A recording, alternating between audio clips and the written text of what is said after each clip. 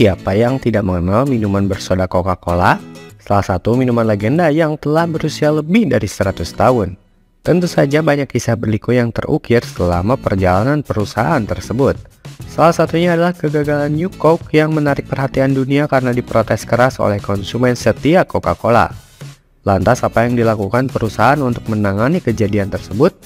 Yuk simak kisahnya berikut ini.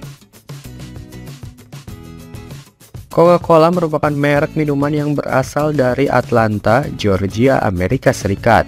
Pada 8 Mei 1886, seorang apoteker bernama Dr. John Stead Pemberton berhasil menemukan sirup yang kemudian dikenal dengan Coca-Cola. Merek Coca-Cola merupakan nama yang disarankan oleh sahabat Pemberton, yaitu Frank M. Robinson. Dia berpikir bahwa kedua huruf berawalan C akan terlihat bagus dalam promosi dan periklanan produk. Pada tahun pertama, penjualan rata-rata Coca-Cola hanya 9 minuman per hari. Pemberton tidak menyadari potensi dari minuman yang ia ciptakan. Hingga pada tahun 1988, seorang pebisnis bernama Asa Griggs Candler membeli dan memperoleh hak atas formula dan merek Coca-Cola.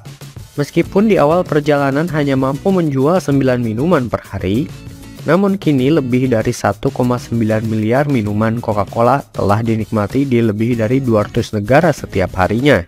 Coca-Cola mengusung visi untuk menciptakan minuman yang disukai setiap orang dengan menyegarkan tubuh dan jiwa mereka. Perusahaan selalu mengedepankan keunggulan dalam bahan, inovasi, desain, hingga pemasaran. Namun dalam upaya yang dilakukan tentu tak luput dari kesalahan. Salah satu kesalahan yang cukup fatal adalah menghadirkan New Coke untuk menggantikan Classic Coke. Pada tanggal 23 April 1985, The Coca-Cola Company memutuskan untuk mengubah citra rasa dari Classic Coke.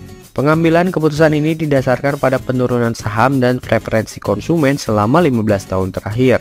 Bermula dari strategi marketing Pepsi yang disebut Pepsi Challenge yang mengadakan blind taste. Tes tersebut melibatkan banyak orang untuk mencicipi 2 gelas yang berisi Pepsi dan Coca-Cola tanpa mengetahui merek yang diminum. Hasilnya menunjukkan bahwa mayoritas orang lebih menyukai Pepsi. Inilah alasan Coca-Cola meluncurkan New Coke dan menghentikan produksi Classic Coke.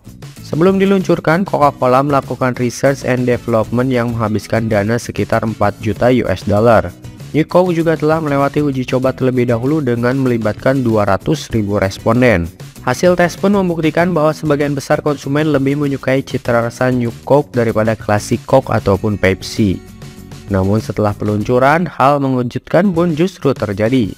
Publik menunjukkan reaksi negatif dengan menolak New Coke dan melayangkan protes keras kepada perusahaan.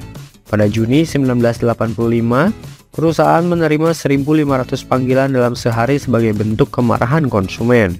Bahkan seorang pria di San Antonio, Texas menghabiskan 1.000 US dollar dengan pergi ke lokasi pembotolan untuk membeli Coca-Cola. Akhirnya pada 11 Juli 1985, perusahaan memutuskan untuk kembali ke Classic Coke yang telah teruji dan lebih disukai konsumen setianya. Kembalinya Classic Coke tak hanya menunjukkan kegagalan produk New Coke. Kita bisa menilai bahwa produk original Coca-Cola lebih dari sekedar minuman bersoda. Sambutan luar biasa pada Classic Coke menunjukkan adanya ikatan emosional antara konsumen dengan brand.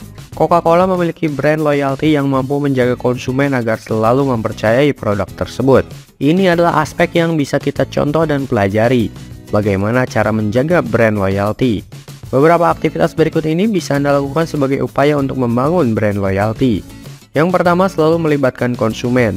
Memahami apa yang membuat konsumen Anda tergerak, menerapkan konsistensi pada brand, fokus pada hal terbaik yang bisa brand Anda lakukan termasuk menyampaikan value atau nilai pada konsumen, dan yang terakhir menciptakan strategi untuk membuat konsumen Anda selalu datang kembali. Jadi itulah sedikit kisah tentang Coca-Cola mengenai kegagalan produk New Coke.